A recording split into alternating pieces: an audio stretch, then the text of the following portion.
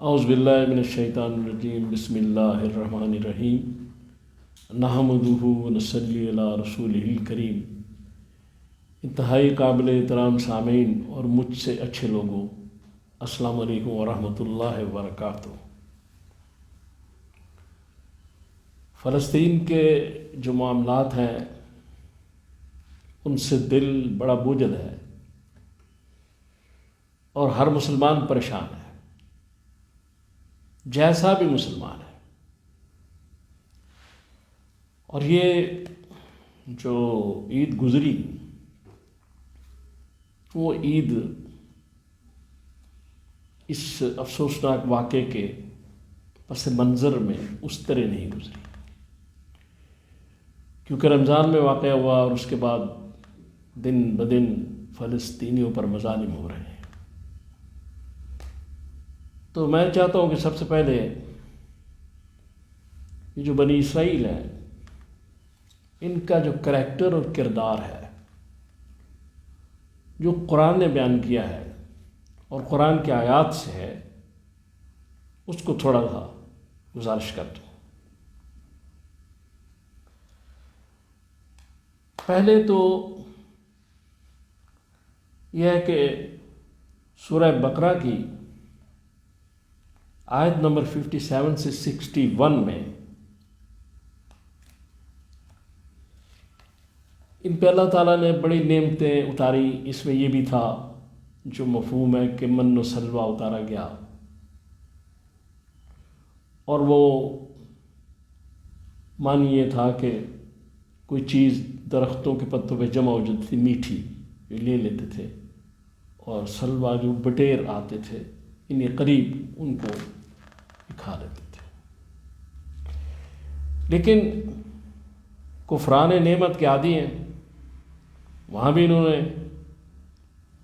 یہ بات کی کہ ہمیں تو پسند ہی نہیں ہے، روز ایک کھانا ہم نہیں کھا سکتے، اس لیے ہمیں پیاز، دال مسور، ککڑی، یہ ساری چیزیں انہوں نے مانگی۔ پھر اس کے بعد سورہ بقرہ کی آیت نمبر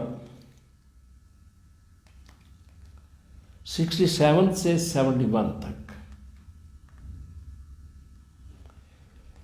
یہ ان کے ہیلے بہانے، ان کی مکاریوں کا اس میں ذکر ہے بنی اسرائیل کا، کہ جیسے اللہ نے کہا کہ گائے ذبح کرو، تو یہ بار بار اپنے نبی کو چکر دے رہے ہیں، اور نبی بیچارہ چکر لگا رہا ہے کہ وہ بوڑھی ہے گائے، وہ جوان ہے گائے، وہ گائے کا رنگ کیسا ہے۔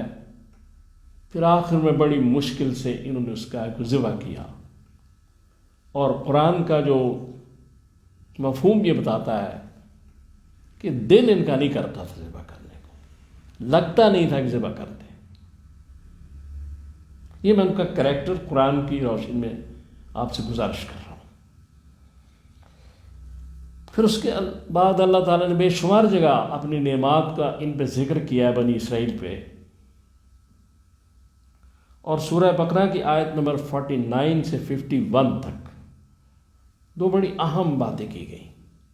ایک یہ کہ جب فرعون تمہارے لڑکوں کو قتل کر دیتا تھا اور عورتوں کا زندہ رکھتا تھا، اس وقت ہم نے تم سے اس کو نجات دی۔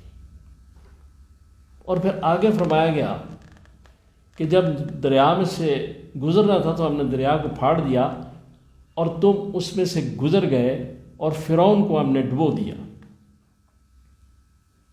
پھر آخر میں یہی قرآن بیان کر رہا ہے، پھر جب 40 رات کا موسیٰ نے وعدہ لے کے طور پر گئے تو پھر تم نے بچھڑا بنا لیا، اس کی پرستش کر لی۔ یعنی اللہ تعالیٰ نعمات کرتا جاتا ہے، یہ تھوڑی دیر کے بعد پھر سرکش ہو جاتے ہیں۔ یہ قرآن نے ان کا تھوڑا سا کریکٹر جو ہے بہت زیادہ بیان کیا گیا، میں آپ کے سامنے ایک تھوڑا سا بیان کر رہا ہوں کہ وعدہ شکنی، مکاری، فریب، یہ ساری چیزیں قرآن سے۔ اس کے بعد ایک قرطبی، تفسیر قرطبی میں ایک حدیث ہے جو حضرت حذیفہ رضی اللہ تعالیٰ عنہ سے ہے کہ اس میں بھی بتایا گیا رسول اللہ صلی اللہ علیہ وسلم نے کہ مسجد اقصیٰ کی جو تعمیر ہے وہ حضرت سلیمان علیہ السلام نے کی، اور اللہ تعالیٰ نے جن ان کے تابع کر دیے تھے، جو یاقوت، زمرد، سونا، بے شمار ایسی چیزیں لا کے تو انہوں نے اس مسجد کو مزین کیا. اور پھر اس کے بعد انہوں نے پھر بدعمالیاں کی، پھر وہی کام کیا، پھر اللہ تعالیٰ سے مکر گئے، دوسرے کام شروع کر دیے. تو پھر ایک جو مجوسی بادشاہ تھا اس نے ان پر حملہ کیا اور ان کے مردوں کو قتل کیا، غلام بنایا، اور 700 سال اس نے حکومت کی اور مسجد اقصیٰ کو بھی اور دوسرے کو نقصان پہنچایا. پھر دوسری بات رسول صلی اللہ علیہ وسلم یہ فرمائی کہ پھر اللہ تعالیٰ نے کرم کیا تو ایران سے ایک بادشاہ آیا، اس نے اس پر فتح حاصل کی اور ان کو سارا کچھ لوٹا دیا. لیکن یہ کچھ عرصے بعد پھر اسی طرح ہو گئے جس طرح پہلے تھے. اور اس کے بعد کیا ہوا؟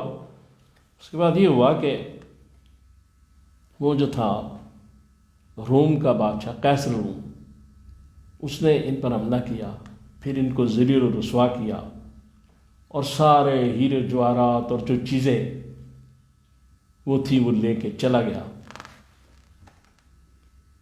اور کہیں جا کے رکھی، جو حدیث میں ہے کہ جب امام مہدی آئیں گے تو وہ اس کو واپس لائیں گے.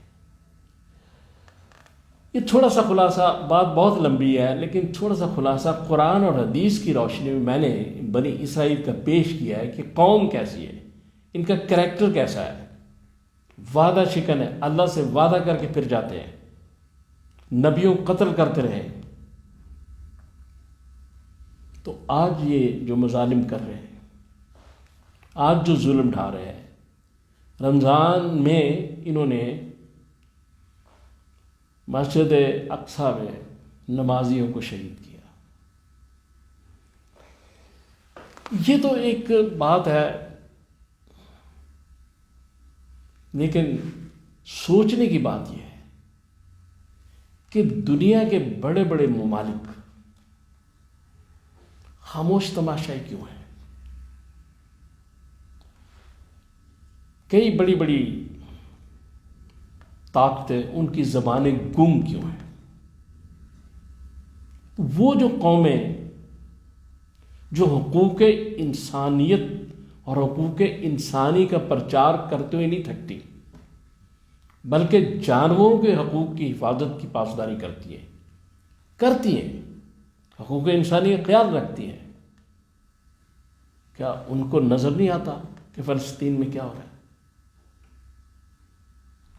کیا وہ یہ نہیں دیکھ رہے کتنے ظلم ہو رہے ہیں وہاں روز؟ کوئی بھی نہیں بول رہا. تو ہمارے لیے، مسلمانوں کے لیے لمحہ فکری ہے، ہمیں ایک ہونا پڑے گا. جو ہماری ساری امہ ہے، ایک ہونا پڑے گا اس کو. جب ہم ایک ہو جائیں گے تو معاملات ٹھیک ہو جائیں گے. اللہ تعالیٰ ہم پہ مہربانی فرمائیں گے پھر. لیکن جب تک ایک نہیں ہوں گے، مذمت کی قراردادیں پاس ہوں گی، افسوس ہوگا، دکھ ہوگا، یہ ساری باتیں ہوں گی، لیکن اسرائیل پھر باز نہیں آئے گا. لہذا گزارش یہ ہے کہ ہم نے اپنے اعمال کو درست کرنا ہے. ہم نے پوری امت نے ایک قوم بننا ہے. اور جس دن علامہ کا جو یہ شعر ہے، ایک ہوں مسلم حرم کی پاسبانی کے لیے، نیل کے ساحل سے لے کے تا بخاک کاشغر. یہ جب سب ایک ہو جائیں گے تو پھر اللہ تعالیٰ کی مدد آئے گی اور یہ سارا کام ٹھیک ہو جائے گا. کیونکہ اللہ کے ہاں اندھیر ہے، اللہ تعالیٰ کے ہاں دیر ہے، اندھیر نہیں ہے. معافی چاہتا ہوں، اللہ تعالیٰ کے ہاں دیر ہے، اندھیر نہیں ہے.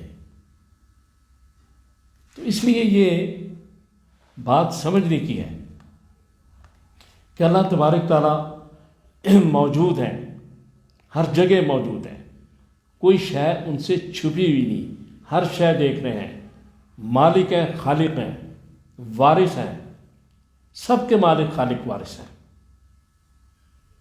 وہ جو ظلم کر رہے ہیں وہ بھی اللہ ہی کی مخلوق ہیں، اس کے ہی بندے ہیں، لیکن مقبول نہیں ہیں۔ مقبول بندے اور ہوتے ہیں۔ تو اس لیے یہ بہت افسوسناک بات ہے کہ جو یورپ اور دوسرا امریکہ سب یہ انسانی حقوق کی پاسداری کے بڑے دعوے اور بڑی بلند بانگ باتیں، حتیٰ کہ جانوروں کے حقوق تک کی۔ تو میرا یہ سوال ہے کہ کیا لبنان میں، جو فلسطین میں، وہاں انسان نہیں بستے؟ کیا وہ انسان نہیں ہے؟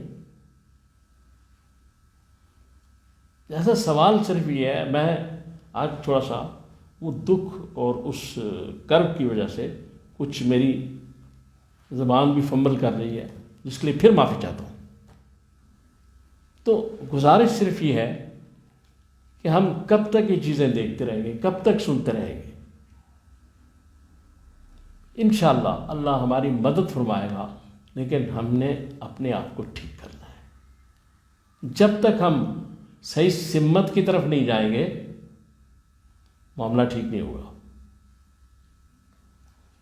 تو اس لیے میں نے اس گفتگو میں جو بھی کوئی مجھ سے ایسے الفاظ نکلے، اس کی معافی اللہ سے بھی چاہتا ہوں اور آپ سے بھی، اور معاف کرنے والا ہے۔ تو باقی اللہ سے دعا کریں کہ اللہ تعالیٰ مجھے اور آپ کو توفیق عطا فرمائے کہ میں نے جو باتیں کی ہیں ہم ان پہ عمل کر سکیں۔ صلی اللہ تعالیٰ علی خیر خلقی محمد و آلہ و اصحابہ اجمعین برحمتک یا ارحم الراحمین۔